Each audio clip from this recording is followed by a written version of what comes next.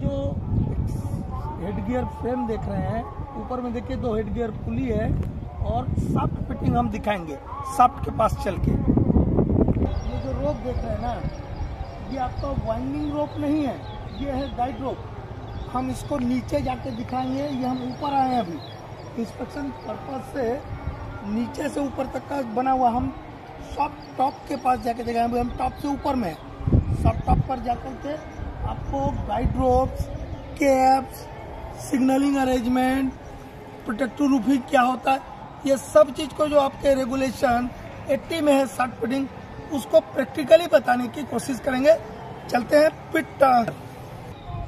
देखो बाबू, head gear frame में उसको 4 एंड रहता है। ये देखिए, ये सब भी हम नीचे से आए हैं ऊपर, और यहाँ से वहाँ ऊपर इंस्पेक्शन करने जाना है हमको, तो ये जुगाड़ बना हुआ है। देख लीजिए, ये सिस्टम दिया हुआ है, इसके थ्रू हम यहाँ से वहाँ जा सकते हैं। ये तो अबेंडेंड हो गया है, इसलिए बहुत सारा अभी इसमें टूट फूट है।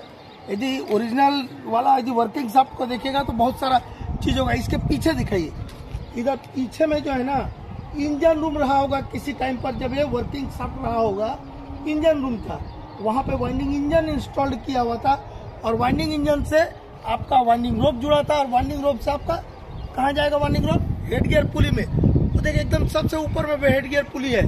ठीक है, 2 हेड गियर पुली रहता है, एक डाउन गोइंग केज के लिए और एक अपकमिंग केज के लिए। ठीक है, हम नीचे चल के जो सॉफ्ट फिटिंग से है रेगुलेशन 80 में जो बताए उसको दिखाएंगे। चलते बाबू, आप लोग जो रेगुलेशन 80 में गाइड्स बोलते हैं या गाइड रोप बोलते हैं, उसके बारे में पढ़ते हैं। यहाँ आपको दिख रहा है, एक ये जो है ये गाइड रोप है, वो वाला जो है वो गाइड रोप है, वो कार्नर वाला गाइड रोप है, ये कार्नर वाला ये वाला गाइड रोप है। 4 गो गाइड रोप है, और ये बाकी जो लगे अबेंडेंट सॉफ्ट है, हम अपने पर्पज से लगाए हैं। ठीक है, पानी के लिए हम लगाए हैं। सिर्फ गाइड रोप कौन सा है? एक ये जिसको हम पकड़ रहे हैं, एक ये गाइड रोप है, एक ये गाइड रोप है, एक ऐसे ही वो कार्नर में, वो कार्नर में। कितने गाइड रोप रहते हैं? 4 गाइड रोप रहता है। आपका रेगुलेशन 80 क्या बोलता है? Sufficient number of guide rope shall be provided and maintained for smooth and safe travel of cage or skip or any other means of convenience, ये बोलता है। और यदि ये भी बोलता है कि where guide ropes are rope type, where guides are rope, ये देखिए क्या है, रोप टाइप कह दिया है। 2 टाइप का आता है, रिजिड गाइड रोप आता है, रॉड रहता है, क्या रहेगा? रॉड रहेगा, और एक रहेगा रोप टाइप का रहेगा। यदि रोप टाइप का रहेगा तो इसको कहीं ना कहीं लटका के रखना, और नीचे में वो 2 चीज वेट रहेगा या बॉटम क्लैंप्स रहेगा, उसको एग्जामिनेशन के लिए एक्सपोज रखना हुआ, ये बोलता है। कहने का मतलब क्या हुआ कि ये जो आपको ऊपर जो हम दिखाते हैं, ऊपर में आपका हेड गियर पुली, एक केज नीचे जाएगा, एक केज ऊपर आएगा। वो केज जो ट्रेवल कर रहे हैं उनको धर के, नहीं तो क्या होगा, केज ऐसा होगा जब नीचे ऊपर जाएगा। ठीक है, हो सकता है दोनों केज टकरा जाए। ठीक है, उसमें जो आदमी काम कर रहा है उससे ट्रेवलिंग नहीं होगा, तो केज अपना स्मूथ जाए, सेफली ऊपर आए, इसके लिए गाइड रोप लगाते हैं। क्या बोला था? For smooth and safe travelling of cage or skip or any other convenience used for winding purposes. हम क्या लगाते हैं? गाइड लगाते हैं या गाइड रोप्स लगाते हैं। ठीक है, ये हो गया। इसके अलावा कल जो हम बोल रहे थे डेकिंग लेवल, डेकिंग लेवल किसको बोलते हैं? जिसपे मैं खड़ा हूँ, ये क्या है? ये डेकिंग लेवल है। जब ये चल रहा होगा, अभी तो ये बीच में उधर हम दीवार कर दिया, इधर ये हो गया, ये भी क्या होता है? ये डेकिंग लेवल है। ये जिसपे मैं खड़ा हूँ, ये जिसपे मैं खड़ा हूँ, ये डेकिंग लेवल। यहाँ पर केज आया, और ये एक कार्नर, एक इस कार्नर में, एक उस कार्नर में, एक उस कार्नर में हम क्या रखते थे? कैप्स लगाते थे। कैप्स कल हम बढ़िया से एक वीडियो भेजे थे, उसमें बताएं कैप्स लगा दिए। जैसे ही केज आया, उसके ऊपर क्या करेगा? बैठ जाएगा, रुक जाएगा, रेस्ट करेगा। जब हमको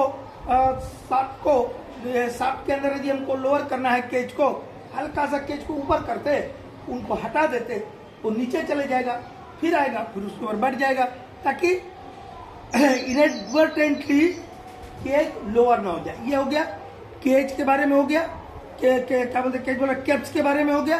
और गाइड डॉग्स के बारे में हो गया। इसके बाद आप एक लोग डॉग्स के बारे में पढ़ते हैं, DOGS डॉग्स।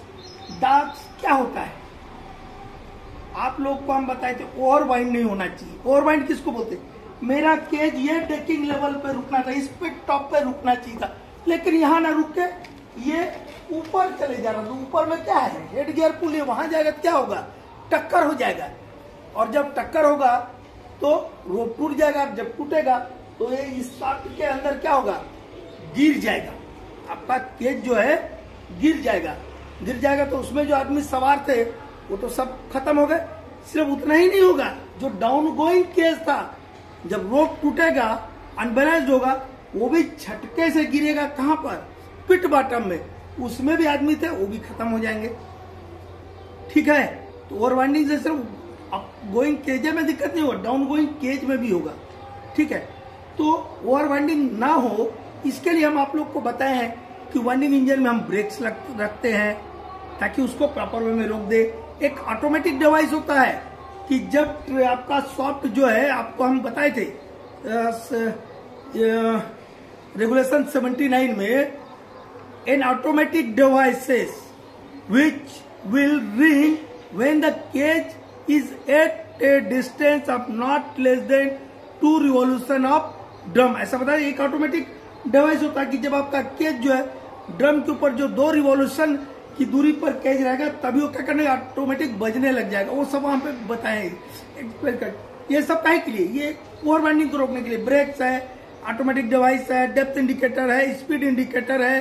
ठीक है, ये सब ओवरबाइंडिंग ना हो इसके लिए। लेकिन हो जाए तो उसके लिए 2 इक्विपमेंट है। एक होता है सेफ्टी हुक, या जिसको डिटेचिंग सेफ्टी हुक बोलते हैं। ये 2 टाइप का होता है, आर्मर टाइप का होता है और एक किंग टाइप का होता है। वो सेफ्टी हुक का पर्पज भी हम आप लोगों को FMC SMC लेजिस्लेशन के प्लेलिस्ट में, जहां रेगुलेशन 86 को समझाया है सस्पेंशन गियर को, उसमें हम उसको भी समझाए। बच्चा लोग रेगुलेशन 86 वाला जो FMC SMC लेजिस्लेशन वाला प्लेलिस्ट में जाके देख सकते हैं। तो वो सेफ्टी हुक क्या करता है, उसका वहां फंक्शन बता दिया। लेकिन तो सेफ्टी हुक का पर्पज चालू होगा जब ओवरबाइंड हो जाए। ओवरबाइंड ना हो उसके लिए तो बता दिए क्या क्या रहता है। हमारा तो पर्पज की ओवरबाइंड ना हो, लेकिन ओवरबाइंड हो गया तब सेफ्टी हुक क्या करता है? उस केज को होल्ड कर देता है, पकड़ के रख लेता है। किसके साथ पकड़ता है वो बताए, कैसे करता है। उसका जो रहता है बेल प्लेट से जाके सेफ्टी हुक टकराएगा तो सियर पिन टूट जाएगा। सियर पिन टूट जाने से क्या होगा? उसके पिन खुल जाएंगे और वो बेल प्लेट पे जाके उस पर रेस्ट कर लेगा तो आपका केज लटक जाएगा। ठीक है, ये हुआ। लेकिन कभी कभी हो सकता है कि आपका सेफ्टी हुक भी काम नहीं किया, तो क्या होगा? तो फिर तो जाके वो टकराएगा ही केज। इसके लिए टॉप मोस्ट लैंडिंग पर एक और साधन दिया जाता है जिसको बोलते हैं डॉग्स, DOGS डॉग्स। इसके अलावा भी बोलता है, डॉग्स के अलावा भी, आर करके पढ़िएगा, guides, graders etcetera shall be sponge, मतलब उनके इस टाइप का बाहर निकले हुए रहना चाहिए कि वो केज को धर ले इन केस ऑफ ओवरबाइंडिंग। तो ओवरबाइंडिंग हो जाने के बाद 2 इक्विपमेंट आपके पास है, एक है सेफ्टी हुक, दूसरा है डॉग्स। ठीक है, अब क्या क्या बता दिया हम? एक प्रोटेक्टिव रूफिंग के बारे में बता दिया। ये तो शाफ्ट का टॉप हो, शाफ्ट के नीचे में क्या होगा? शाफ्ट बॉटम होगा। मान लो यहाँ से कोई चीज यहाँ से गिर गया, अभी तो ढका हुआ है क्योंकि अबेंडेंट है करके, अबेंडेंट में फेंसिंग करना है ना, उसको बंद कर देना, तो ढका हुआ नहीं ढका रहता। हो सकता है कोई चीज यहाँ से नीचे गिर जाए शाफ्ट बॉटम में मेरा कोई आदमी है तो उसको क्या होगा? मारचोट लगेगा। उससे बचने के लिए शाफ्ट बॉटम को एक कवर से प्रोटेक्ट कर दिया जाता है, एकदम स्ट्रॉन्ग कवर से ढक दिया जाता है ताकि कोई भी चीज ऊपर से गिरे शाफ्ट बॉटम में किसी आदमी को मारचोट ना लगे। उसी को बोलते हैं प्रोटेक्टिव रूफिंग। और प्रोटेक्टिव रूफिंग का एक MCQ के लिए याद रखिएगा कि प्रोटेक्टिव रूफ, जब केज आपका बॉटम में खड़ा है, ठीक है, रुका हुआ है, तब केज और प्रोटेक्टिव रूफिंग के बीच जो गैप होगा वो 15 सेंटीमीटर से ज्यादा नहीं होना चाहिए। ठीक है, लेकिन आपका स्टार्टिंग हुआ कहां था? ये तो हम आखिरी के रेगुलेशन बता दिया 80 की। आपका सबसे पहला बात है सिग्नलिंग का। सबसे पहला बात क्या है? सिग्नलिंग का। सिग्नलिंग का क्या जरूरत है? हमारा वाइंडिंग इंजन मेन है, हमारा नीचे में ऑनसेटर है, यहाँ पे जहां मैं खड़ा हूं यहाँ पे बैंक्समैन खड़ा रहता है सिग्नल देने के लिए। ठीक है, तो कम्युनिकेशन के लिए एक दूसरे को सूचना का आदान प्रदान, इंफॉर्मेशन का आदान प्रदान करने के लिए सिग्नलिंग की व्यवस्था रहती। तो हमारा रेगुलेशन क्या बोलता है, रेगुलेशन 80 क्या बोलता है, two independent and efficient signalling system or mean shall be provided and maintained, one of which shall be by electrical means। दो स्वतंत्र तरीके से और कारगर तरीके से आपको सिग्नलिंग सिस्टम रखना होगा। सिग्नलिंग कैसे कैसे देते हैं हम, या तो बिजली के थ्रू दे सकते हैं, हम ठोक के देते हो, क्या होगा मैकेनिकली तरीका हो गया। घंटी बजाते क्या है, हाथ से घंटी बजा दिया, या रस्सी टांग दिया और उससे हम यहाँ से ऐसा रस्सी खींच दिया, वो सब क्या सिग्नलिंग का तरीका। लेकिन क्या बोलता है रेगुलेशन, दो सिस्टम में से two independent and efficient signalling system shall be provided and maintain, one of which shall be by electrical means. और कहाँ देंगे ये सिग्नलिंग सिस्टम, कहाँ देंगे, एक तो आपका ये पिट टॉप है, ये पिट टॉप और पिट बॉटम तक देना होगा, और जहां जहां रुकता है लैंडिंग होता है शाफ्ट का वहां देना होगा, हर एक इंसेट पे देना होगा आपको। कहाँ, ये शाफ्ट और किसके बीच देना होगा, शाफ्ट बटन के बीच में, हर एक लैंडिंग के शाफ्ट टॉप और हर एक लैंडिंग के बीच में शाफ्ट, और हर एक इंसेट लैंडिंग शाफ्ट बटन यहाँ देना होगा। ऊपर से हम बता दें कि उधर में आपका वाइंडिंग इंजन रूम रहा होगा किसी जमाने में जब ये वर्किंग रहा होगा, तो यहाँ से मतलब पिट टॉप से उस वाइंडिंग इंजन ड्राइवर या जिसको वाइंडिंग इंजन मैन बोलते हैं वहां तक भी खबर जानी चाहिए जब ना वो बंद चालू करेगा इंजन को। तो यहाँ से वहां तक भी सिग्नलिंग, एकदम पीछे जो बिल्डिंग दिख रहा है वहां तक भी आपको बताना होगा कि दौड़ दौड़ के जाइएगा आप, तो सिग्नलिंग का व्यवस्था है। तो कोड ऑफ सिग्नल रहेगा, कोड ऑफ सिग्नल आपको देना होगा। कोड ऑफ सिग्नल में क्या रहता है बेटा, फार्मूला याद रखिएगा, OSM और एक ORR। OSM का मतलब क्या है, O मतलब 1, ठीक है, फिर क्या बोला, S मतलब स्टॉप और M मतलब मोशन। OSM 1 स्टॉप मोशन, इतना बार याद रखिए। OSM मतलब 1 रेप मतलब 1 घंटी बजा तो स्टॉप कर देना है इंजन को।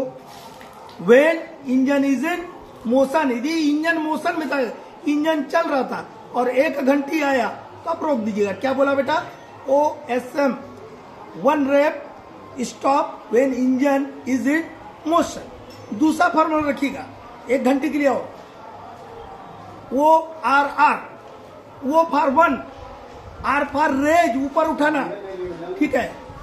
और दूसरा क्या बोले, ORR 1 रेप मतलब 1 घंटी, काय के लिए, रेज, रेज मतलब ऊपर उठाने के लिए। कब, when the engine is at rest, जब इंजन रेस्ट पे था मतलब इंजन बंद था और आपको ऊपर उठाना है केज को, तो भी 1 घंटी।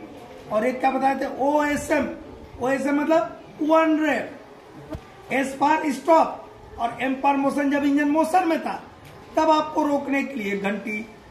यदि आपका इंजन रुका हुआ था, रेस्ट में था इंजन और 1 घंटी आया तो आप रेज कीजिएगा, ऊपर उठाएगा। अब 2 घंटी का बात आएगा 2 रेप्स, 2 रेप्स मतलब लोअर, नीचे जाएगा केज, ठीक है।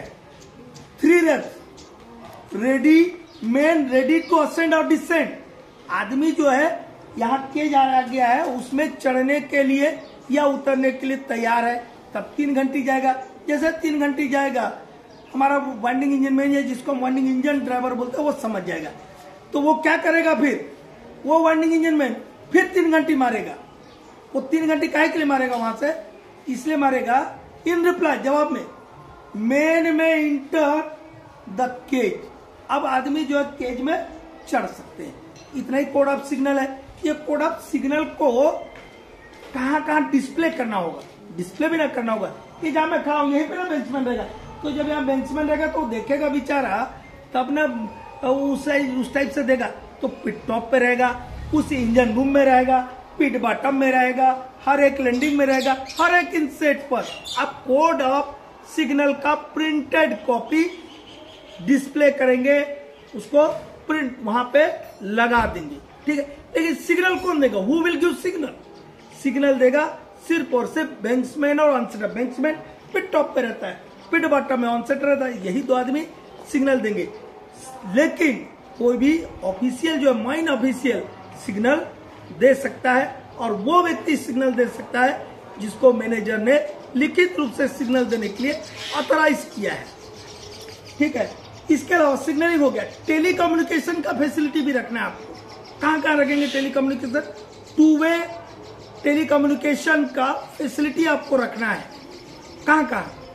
आपका वाइंडिंग इंजन ड्राइवर है, बैंक्समैन है, ऑन सेटर है, और जो केज में आदमी ट्रेवल कर रहा है वो एक दूसरे से कांटेक्ट कर सके, इसलिए टेली कम्युनिकेशन का भी व्यवस्था आपको करके रखना है। मोटा मोटी रेगुलेशन 80 में यही सॉफ्ट फिटिंग दिया है। तो क्या क्या बताया सॉफ्ट फिटिंग, आप रिवाइज कर लेते हैं एक बार 1 मिनट में। सिग्नलिंग का बहुत कुछ बता दिए। उसके बाद क्या बताया?